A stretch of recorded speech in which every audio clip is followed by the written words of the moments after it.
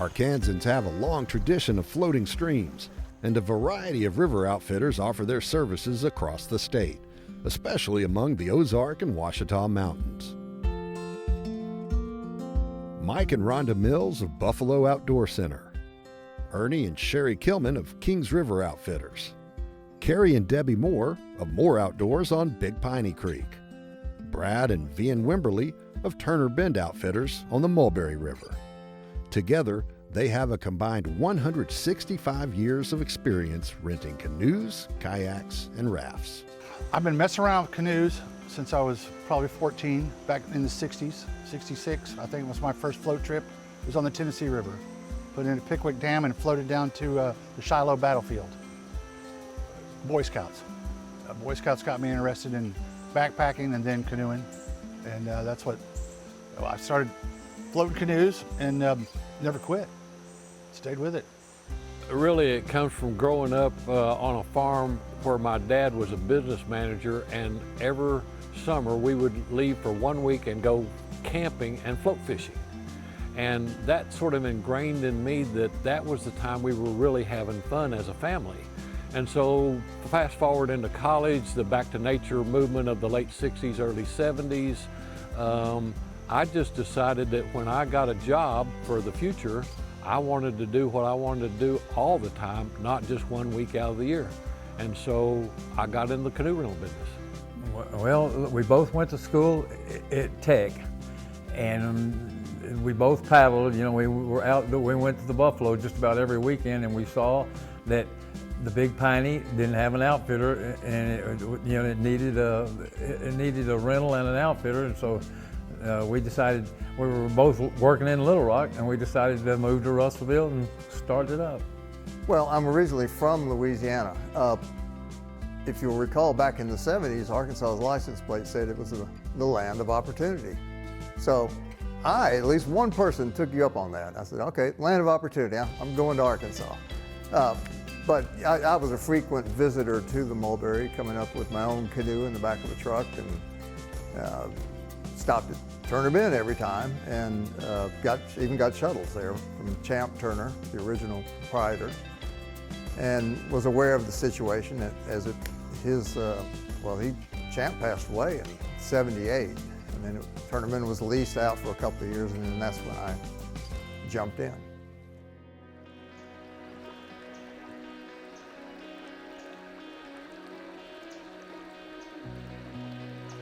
They've probably sent hundreds of thousands of people down the river, if not more. You're shoving them off on an adventure for them. Some of them, that's a great adventure. Some of them have done it many, many times, but there's still a great joy in dealing with people and knowing that they're going to see one of the greatest places on earth. You know, you're perhaps the gatekeeper, and then maybe one guy is from Kansas City, and the next guy is from Louisiana, and the next guy is from Oklahoma or Chicago or whatever, but they all come to these rivers, you know, and looking for this, you know, this fun outdoor experience. It's awesome to be able to share it, and the people we've met over the years, it's been so rewarding, and for them to be able to get out there and come in after being down through like 1, 2, 3 Surprise and Surfing Rapid and the Mother, and they come back and they're so excited, and they plan for the next year. As soon as they leave, they plan for the next year. And we've got groups that have been coming for 40 years, or 44 years. And that's been the best part, is all the people we've met and being able to introduce them to Big Piney. You get to be a teacher, and there's a great reward in teaching people how to kneel in a canoe, how to do a draw stroke, and seeing their eyes light up when they get it.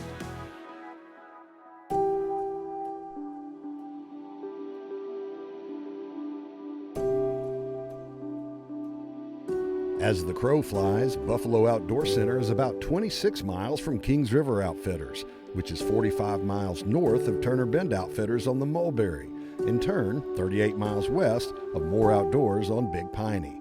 Of course, those distances are greater via twisting roller coaster roads. It's a relatively small, mountainous world for these 4 canoe and kayak outfitters, each of whom carved out a career during a time when there seemingly wasn't much to work with. I think for the the four of us that are outfitters in the Ozarks, it's more of a passion. There is a lot of physical work. There's a lot of mental work as far as accounting and lawyers and dealing with the Forest Service or the Park Service and that kind of stuff. But for us, it's a passion of living and working in the outdoors. And for me, it's specifically the Buffalo National River. And what greater place? And I remember a Robert Frost poem called "The Road Less Traveled." I can repeat it verbatim, but the real fact is the outfitters of the Ozarks took the road less traveled. Well, I mean, come on, I was really pretty naive and idealistic and young, and I thought, okay, somebody's going to do this, and hey, that's going to be me. I'm not going to sit here and tell you I thought I was going to do it for 40 years. I thought I'll do it for a while and try to turn this into something. It'll be fun, and hopefully it's successful, and then, maybe I'll sell it and go get a real career. The real career, hopefully, was Turner Bend. People think it's just a fun job, but we start early and we work late. And when they get off the river or creek, our work's not done. We still have life jackets to put up, boats to pull up, and trash. It's a lot of work. I don't know that I chose the business or the business chose me, because I didn't set out to become an outfitter.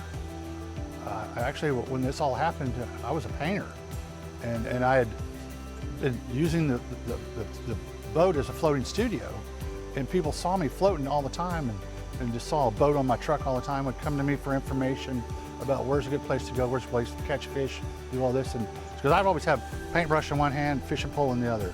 So even though I was working, it was very interesting how people just started coming to me, wanting more, where should we go? Where would you put in? Where would you take out? What's the best trip for a 2-day, a 3-day, a 4-day? And then people were like, you should get some canoes, maybe help people do this. And I owned some land on the Kings River, and I thought, maybe I'll try this out. So 20 canoes and 2 trailers and an old Suburban, I'm a canoe outfitter. It's a special bond for these 4 outfitters because the streams they work begin as trickles within a few miles of one another among the peaks of the Boston Mountains near Fallsville before they literally take off in all directions. Brad Wimberly first started exploring Arkansas's waterways with his father when he was 15. Annual trips to Arkansas turned into 2 or 3 times a spring, and then every chance he got. Drawn by the fun of paddling, Wimberly decided to move to Arkansas, then fell into a deal to buy Turner Bend store and took ownership on May 1st, 1981. Turner Bend is now at least 111 years old. We had a big 100-year anniversary party 11 years ago. 3rd building that Turner Bend has occupied on the same property. I lived in and worked out of the 2nd building, and then in stages tore it down and built the current building in 86, 87. I think it's just a lot. I mean, it's a tiny place. The highway's right there. The mountain's right behind us. We're limited on how big we can be, but people walk in and they'll look around and say, "Oh my gosh, you got a lot of stuff in here," and they like to browse around. Now, sometimes it's so crowded that people can't really shop. There's just packed in there. But people like having the history of the place and looking around and seeing all the different, and we cater so many different people: boaters, hunters, motorcyclists, ATV crowd, pig trail travelers. You might see all of that in one day there.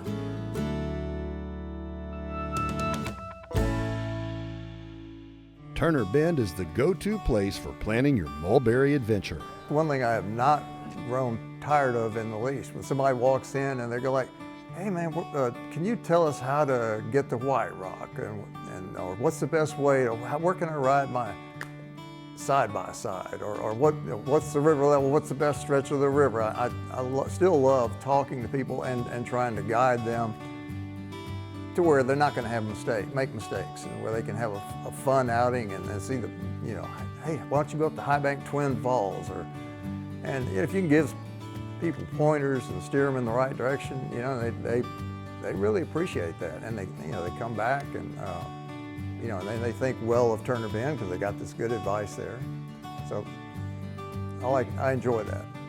Turner Bend is more than just an outfitter and convenience store. I've had this opportunity, being we're kind of the focal point of the little community, like we formed the Mulberry River Society to help build access points and take care of the Mulberry River Cleanup Day that we have each year.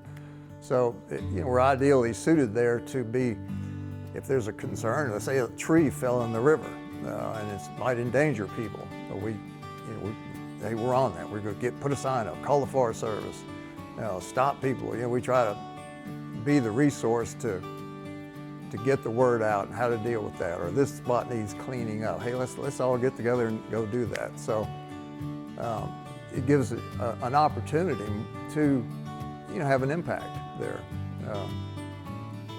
More so than, say, if I had a corporate job somewhere and I just donated money to the Mulberry River Society. That's great, but I think being right there and being able to be the focal point and you know, kind of try to do good while making a living at the same time.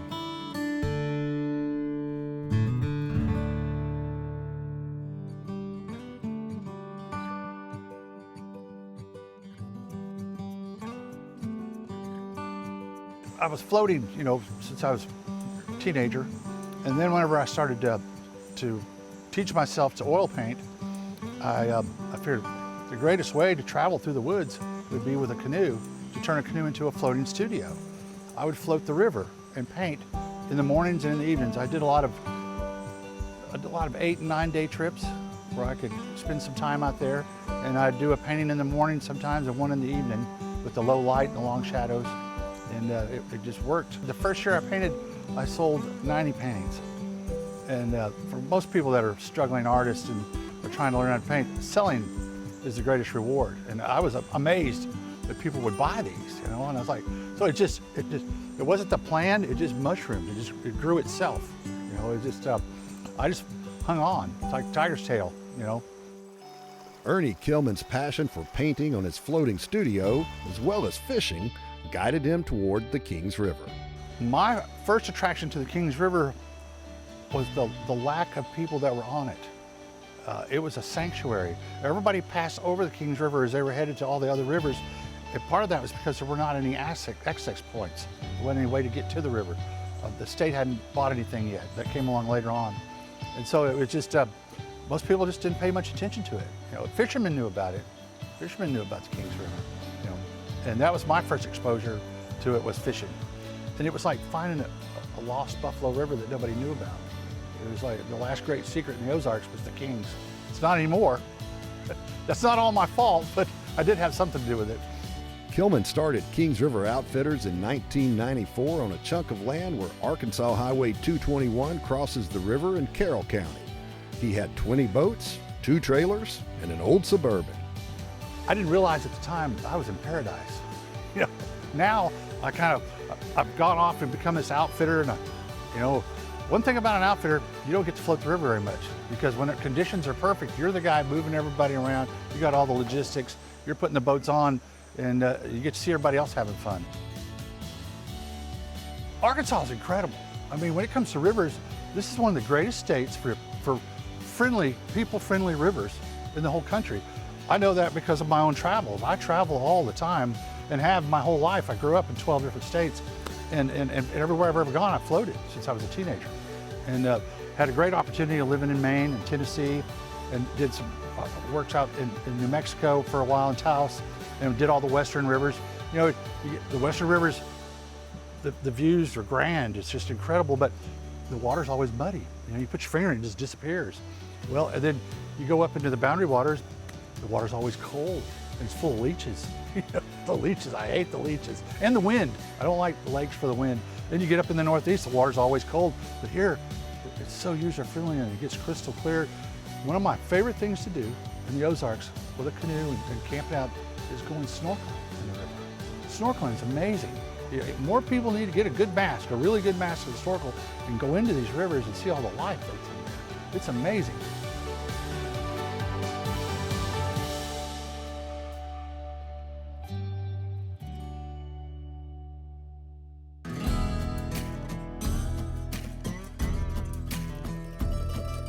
It was 1978 when Carrie and Debbie Moore decided to go full bore into outfitting paddlers on what was then little-known Big Piney Creek.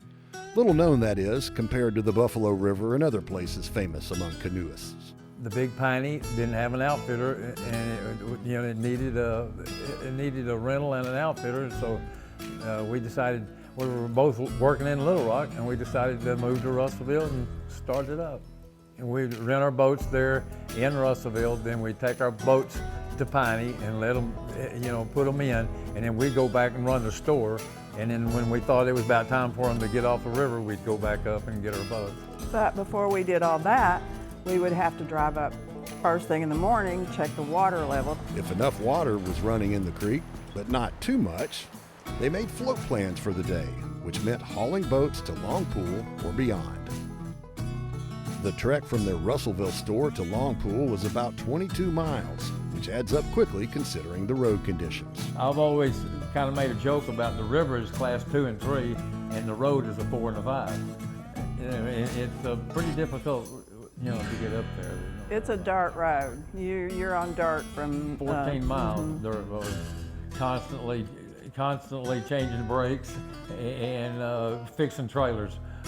And then we found the property for sale at the Twin Bridges. We bought it and built a little place to rent out of, and decided we liked it too much to, we just decided to move in. And we've been there for 40 years now.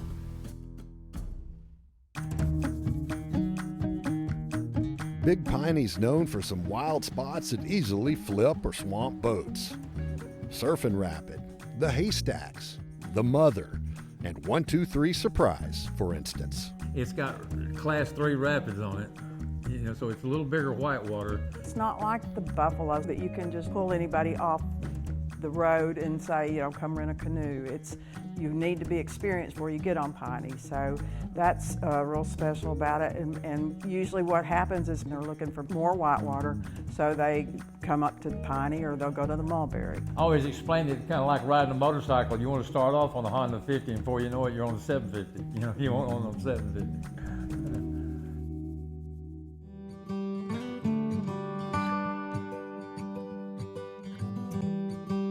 Mike Mills grew up float fishing with his father and first took a trip on the Buffalo River in 1965. He was a college student with a plan to study medicine when a part-time job changed his life. I bought 10 canoes for income to put myself through graduate school. And I found myself coming to the Buffalo a lot because I was actually guiding at the time. And then the rest is kind of history. I got the opportunity to move to Ponca and manage a business, and then a couple years later I actually formed my own business, which was Buffalo Outdoor Center. And there were some lean times, several of them in the first 20 years, but eventually we developed a full-blown resort, cabins and many amenities and that kind of stuff, and the rest is history.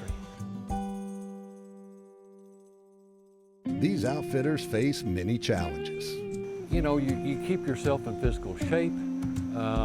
Your logistics becomes a routine, a well-oiled machine, if you would say. And there's always somebody going to throw a cog into that. But dealing with that is also one of the challenges, and facing that challenge and completing that challenge is one of the rewards. And I've been really lucky. I've paddled 4 governors and 3 senators and all kinds of celebrity VIPs down this river. I think that in itself is a story worth telling because all of these people want to see the Buffalo National River. Being able to see and host people for the prettiest part of the Buffalo National River has been my privilege forever.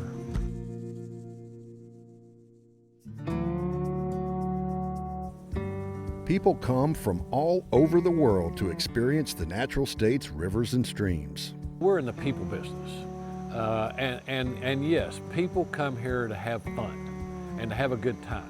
And that's what we provide, the equipment or the place to stay or the amenities of food or t-shirts or hats or whatever for those people to have fun. And so it's a fun business. And it's very interesting, the different groups, the different corporations that you get. And this one group came over and 14 or 15 people, 2 van loads, folks from all over the world that work for Walmart. And they we put them on, and at the end of the day, we're down there picking them up. And this lady from Argentina comes over, and on my side window of my Suburban, I had Kings River Outfitters, and she goes, "Outfitters? What is Outfitters?" And so I was trying to come up with and I said, "Purveyor of fun." And she was like, "Oh yeah," she got it right off, and she's like, "Yeah," she agreed. So that's what you are, really. You are a purveyor of fun. That's the whole idea. And you're also the educator. You're also teaching people how to be one with the river instead of just on the river. These outfitters are in the business of fun. The OGs of Ozark float trips on 4 legendary streams that fall in all directions out of the Boston Mountains. But they're also in the business of conservation, serving as stewards of the rivers for decades, connecting countless adventure seekers to nature and fostering an understanding and appreciation of the natural world.